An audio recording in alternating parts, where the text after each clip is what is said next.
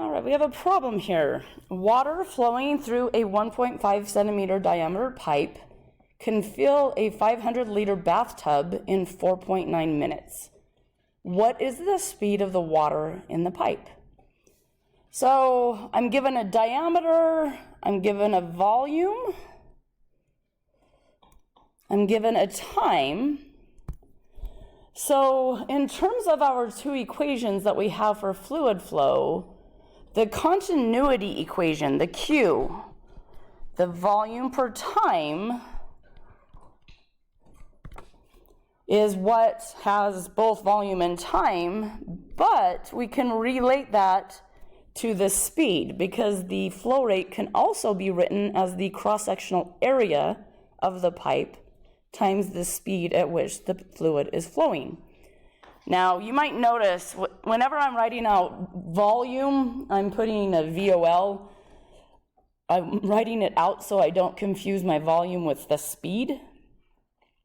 Just make note, make sure you know pressure and density is easy to confuse in our equations, volume and speed as well. So here we can figure out this flow rate, but we want our volume to be in SI units. So we want that to be in meters cubed. So let's see here, volume. We have 500 liters.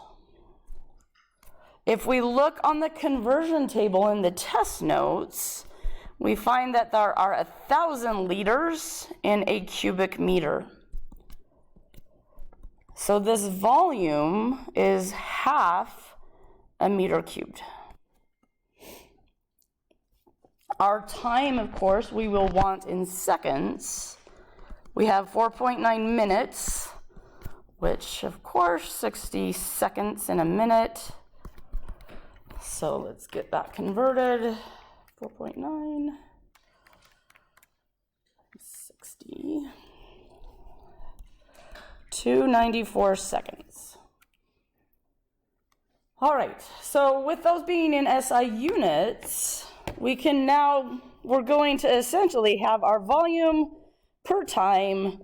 We'll bring the cross-sectional area over, and this will give us the speed of the fluid. So since they give us a diameter, the cross-section of this pipe is a circle. If you don't happen to remember, the area of a circle is on the very back cover of the test notes. It's equal to pi r squared.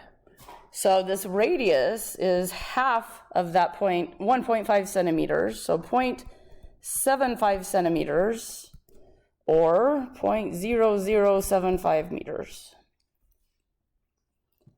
So plugging in our values, 0.5 meters cubed, 294 seconds, pi times 0.0075 meters squared.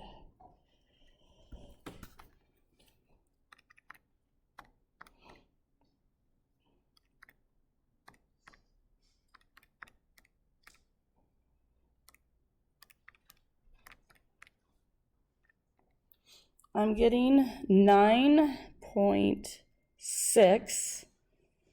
Our units, these meters squared in the area will cancel with 2 of the meters in the numerator, and this leaves us with meters per second. This is pretty fast. This is over 20 miles per hour. I don't actually know how fast water typically comes out. Now that we have restricting water gauges on some of our systems, it doesn't come out that quickly. But before we had those restrictions, it may have come out that fast. I'm not sure. So this problem, continuity equation, allows us to relate volume, time, and the speed at which the fluid flows.